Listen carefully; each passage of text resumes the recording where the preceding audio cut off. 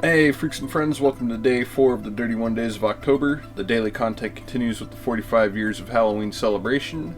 Today we are taking a step away from Haddonfield and doing something a little bit different. We are taking a look at the beloved Black Sheep, Halloween 3, Season of the Witch. Make sure to stab that subscribe button and slash that bell icon so you don't miss out on this daily Halloween content all through the month of October. Halloween 3 was released October 22nd, 1982. Was written and directed by Tommy Lee Wallace, with Nigel Neal being an uncredited writer for the original draft of the script. John Carpenter and Deborah Hill returned to produce, and the film stars Tom Atkins, Stacey Nelkin, and Dan O'Hurley, amongst others. After a toy salesman is mysteriously murdered in a hospital, it is up to the doctor and the salesman's daughter to go to this small town where these particular Halloween masks are being made. They're the hottest masks of the year. They even have their own cute little jingle. You gotta love the Halloween 3, as the masks are called, not just the name of the film. But when the doctor and the young woman end up going to the town, they find out that there's a little more going on than meets the eye. The town seems quiet, but there's definitely some weird fishy shit going on. They intend to get to the bottom of it, and when it is revealed what is going on, it might be the last Halloween for all children on Earth. So that's probably the simplest way to put the plot for this film. If you look at it a little deeper though, there's definitely a tone of witchcraft and commercialism going on, and sort of how those two are being used to manipulate the mind of the young, at least in the context of this film. It sort of is poking fun at the consumerism in the early 80s though. That's one cool little thing going on with this. The masks in the film are sort of a vessel for that. Where that becomes really interesting is that the masks, which are, again, the hottest commodity of the Halloween season this year in the film, they are given a chip that has crushed powder from a Stonehenge piece, and through some sort of computer wizardry, when combined with the weird signaling from the commercial of the pumpkin and the silver shamrock emblem, there's a weird little electronic connection that causes the wearer to suffer brain rot, which turns into snakes and insects and all that. That's probably the most basic way to explain really how the masks work. I know it sounds absolutely batshit, but it makes for an absolutely fun watch of a film. Taking a look at the characters in this film, we of course have Dr. Dan Chalice, played wonderfully by Tom Atkins, who, as I've stated before, especially during the John Carpenter review series, is a great actor when we see him in the films there. He doesn't really have too much to do in the Carpenter sphere outside of The Fog, but here he really shines as being the protagonist. There's a bit going on with him too where you're not sure really how to feel about him, because he's sort of a jarring character when you look at really everything that's going on with him. He's a divorced father, and he's supposed to be looking after his kids, but when the guy is murdered in the hospital, he takes it upon himself to go out to help solve this little mystery out in bumfuck California, Santa Mira. And the main reason why he wants to go is because the dead guy's daughter, played by Stacey Nelkin, is just freaking gorgeous. It's like, yeah, you know what, forget watching the kids, I'm gonna go out and score me some of this snatch, you know? You almost can't blame him there. But there is sort of that moral conflict there. I find that to be pretty interesting with his character. That's really like the main thing about his character that everyone really points out, is that he's just a drunk womanizer. It's a fun little characterization there for sure, but he's a character too that you do really start to root for him once the film starts to really pick up and we realize and learn what's going on with the masks and everything in the small town. Like once he starts to kind of lose his mind at the end of the film, and you know he's really trying to do good now, like he's not just in it for the puss no more. Like, he's actually like, oh, fuck, I kind of have to save the world now. You really do start to get behind him at that point. What I really like is that mental breakdown that his character has. It makes him interesting. It makes him feel like he's a little more layered. Again, he only has like 3 different personality traits: beer, pussy, and I'm a doctor. But when he does kind of lose it, you just gotta love it. His performance is freaking top-notch, too, for being a small budget horror film too. So, and then we have Stacey Nelkin as Ellie Grimbridge, and she is freaking cute in this film. I absolutely adore her in this one. She's the daughter of the older gentleman who was killed at the beginning of the film, and she's actually the one who does a lot of the detective work to sort of move the plot along until about the third act when she's abducted. And, you know, she's the one who realizes that, hey, we got to go to this town. You know, it's her idea to sort of start this whole investigation. There is sort of a theory, though, was she an android the whole time? Because when it is shown that she's swapped out with an android, it kind of makes a lot of people question whether or not she was an android from the get-go. I can't remember where I saw that theory, but I think I came across it in Killer Flicks somewhere, so somebody there was circulating that, and I came across that, and I'm like, yeah, you know, it's pretty damn feasible, honestly. Like, it's just one of those things, you know, you kind of wonder, but you gotta love the whole bit in the hotel room, even if it is a little, probably cringy for some, kinky for others, who knows. Like, you just gotta love that whole bit. Like, you put yourself in Dr. Chalice's situation. Tell me you wouldn't jump on that. But Ellie's a pretty cool character. Again, they're not really developed characters in this film, but they are fun to sort of follow along with. You gotta love the sort of warped dynamic there, too, between the two.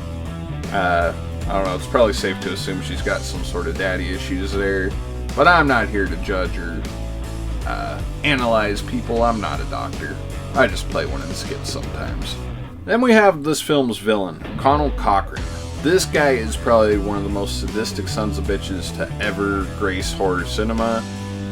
His whole plan is to eliminate as many children as possible, and also their parents, because through the use of the masks, we actually find in a demonstration that, again, the heads of the children who wear the masks end up turning into snakes and insects, apparently of a poisonous variety, because we see that when the Kupfer family gets demonstrated on there. Yeah, the snake is apparently poisonous when it bites Kupfer Sr.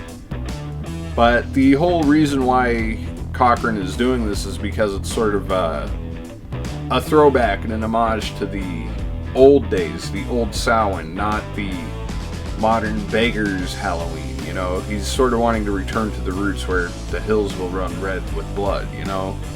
I think it's pretty sadistic, you know. He's wanting to kill as many people as possible just to please the planets.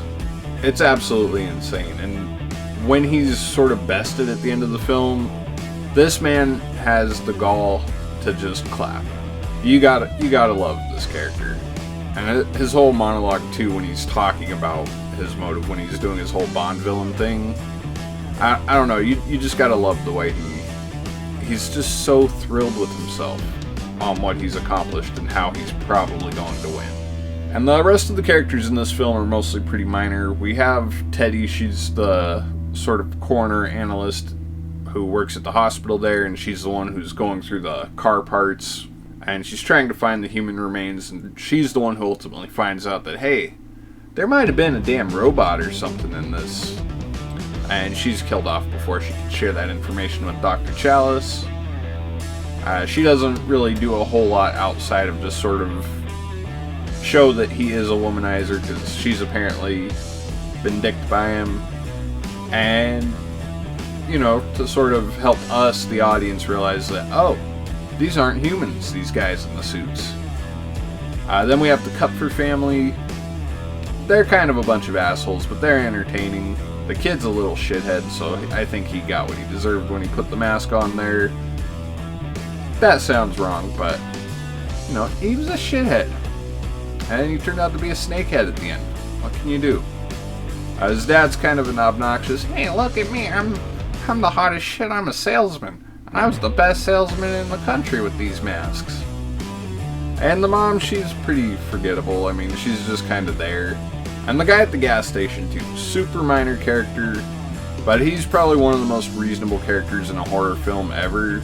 Because when he takes Ellie's dad to the hospital in the beginning, it's like, hey, this guy's kind of crazy. I was taught to be a good guy to help people out when they need help. And as soon as shit started to look weird, he's like, yeah, I'm just gonna slowly walk the fuck out of here. And then when we see him again at the end of the film and Dr. Chalice comes in, I love that when he recognizes him there. And this poor bastard has no idea he's probably about to die with Dr. Chalice and those kids wearing the masks there. Of course, when the third channel is not switched there, you kind of get the implication that, yeah, they're gonna die and so are millions of others. Because you gotta wonder too, when they turn off the channels, is that just locally or is that nationally?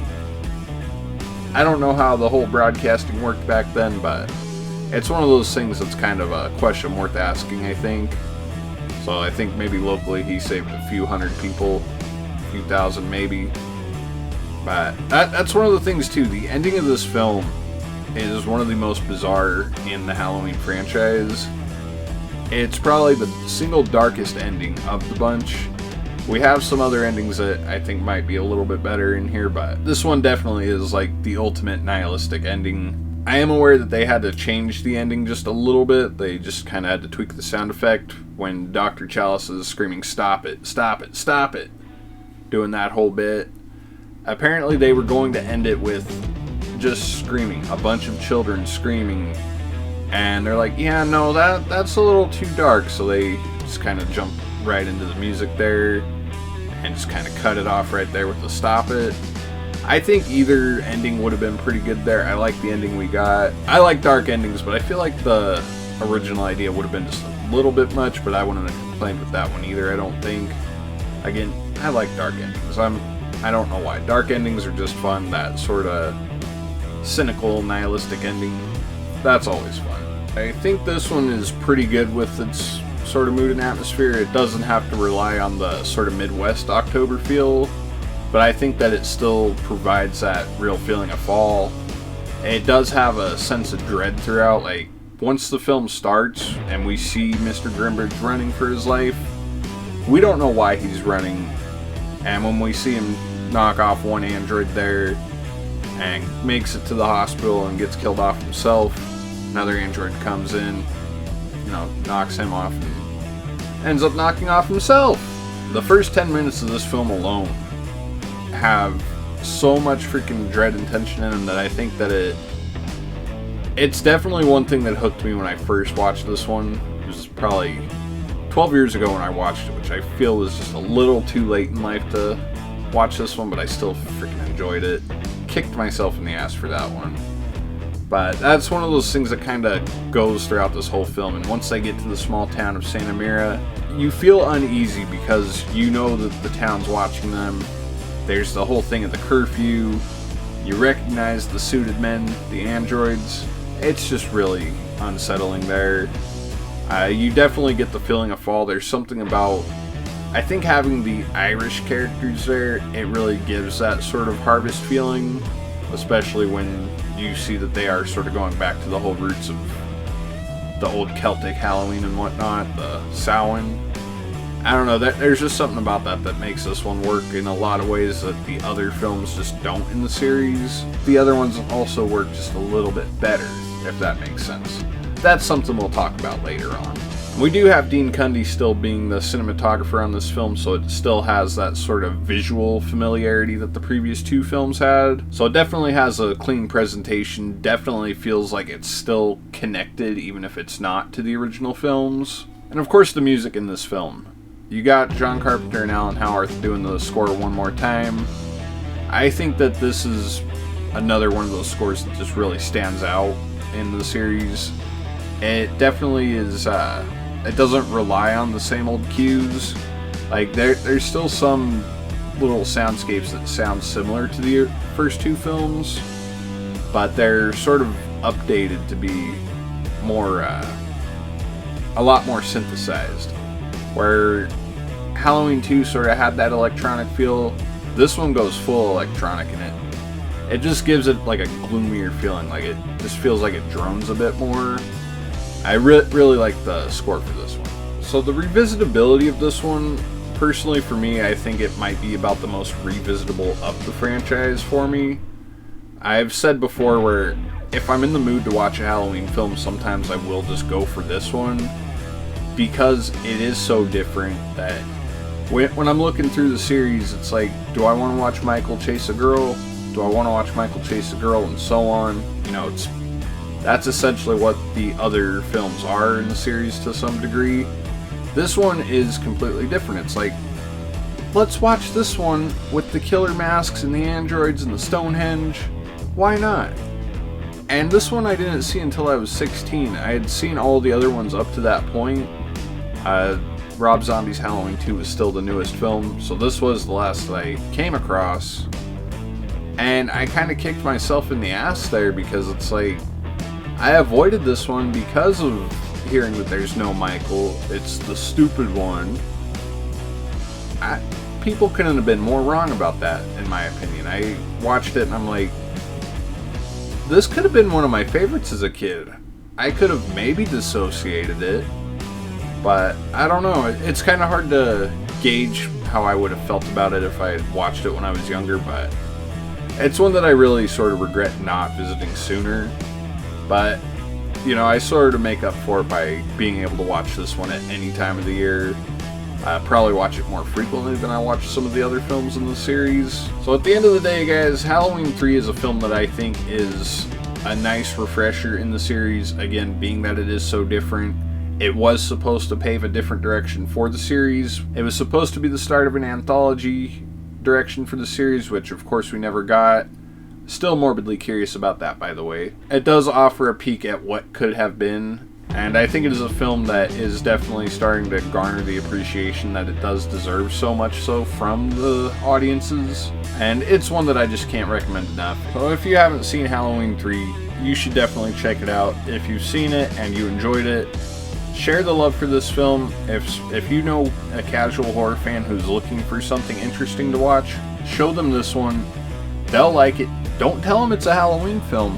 Maybe even skip the opening credits if necessary. I think that the casual horror fans could definitely get some enjoyment out of this one for sure. So at the end of the day, guys, I'm giving Halloween 3 4.5 melting pumpkin heads out of 5. Thank you guys for watching. Please be sure to play with some of the icons down below. Be sure to let me know what you guys thought of Halloween 3. Do you think this is an underrated film? Is it maybe your favorite in the franchise? Either way, let me know down below. Make sure you stay notified by slashing that little bell down there. That way you don't miss out on a single day of this Halloween content all through the month of October. I will see you guys tomorrow.